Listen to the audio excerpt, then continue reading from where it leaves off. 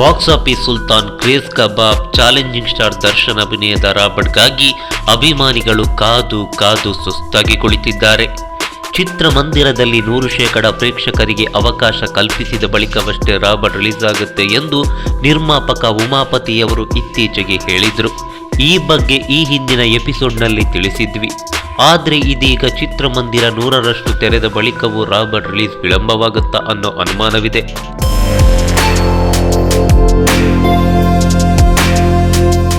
S, ಇತ್ತೀಚೆಗೆ ಸಂದರ್ಶನವೊಂದರಲ್ಲಿ ನಿರ್ಮಾಪಕ ಉಮಾಪತಿಯವರು ನಮಗೆ ಸಿನಿಮಾ ರಿಲೀಸ್ ಮಾಡಲು ಆತುರವಿಲ್ಲ, ಒಳ್ಳೆಯ ದಿನಾಂಕವನ್ನು ನೋಡಿ ಚಿತ್ರವನ್ನು ರಿಲೀಸ್ ಮಾಡ್ತೀವಿ, ಯಾವ ಸಿನಿಮಾಗಳ ಮುಂದೆ ಬರೋದಕ್ಕೂ ನಾವು ರೆಡಿಯಾಗಿದ್ದೀವಿ, ಆದರೆ ಕನ್ನಡ ಸಿನಿಮಾಗಳ ಮುಂದೆ ಬರೋದಕ್ಕೆ ನಾನು ರೆಡಿಯಾಗಿಲ್ಲ.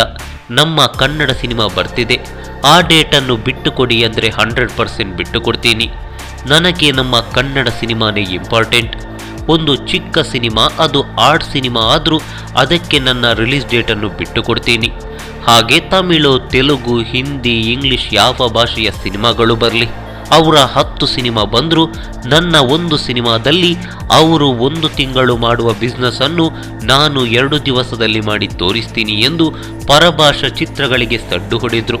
ಈ ವಿಚಾರವೇ ಇದೀಗ ಡಿ ಬಾಸ್ ಅಭಿಮಾನಿಗಳ ನಿದ್ದೆಗೆಡಿಸಿರೋದು.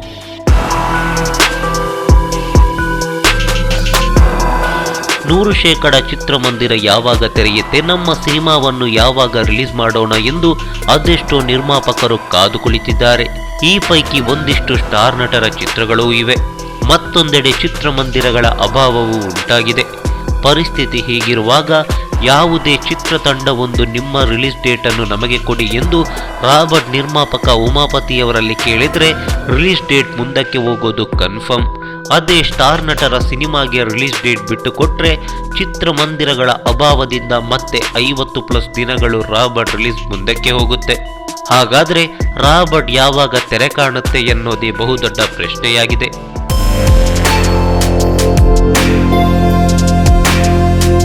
ಈ ಮಾಹಿತಿ ನಿಮಗೆ ಇಷ್ಟವಾಗಿದ್ರೆ ಲೈಕ್ ಮಾಡಿ, ಶೇರ್ ಮಾಡಿ, ಹಾಗೆ ನಿಮ್ಮ ಅನಿಸಿಕೆ ಅಭಿಪ್ರಾಯಗಳನ್ನು ಕಾಮೆಂಟ್ ಬಾಕ್ಸ್ನಲ್ಲಿ ಬರೆಯಿರಿ.